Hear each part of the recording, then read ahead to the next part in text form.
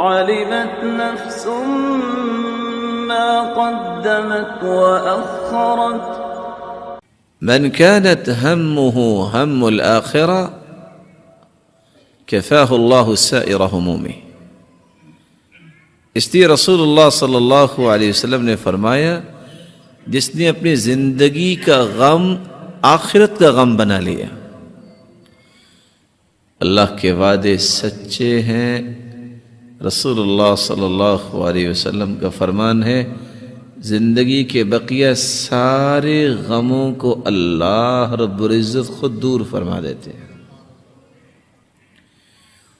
ومن كانت همه الدنيا، اور جس کا غم دنیا کا ہی بن جائے، اس کو آخرت کی فکر نہیں ہے، لم يبال الله به في أي أوديتها هلك، اللہ تعالیٰ کو ایسے انسان کی پرواہ ہی نہیں جہاں چاہے مر جائے وہ.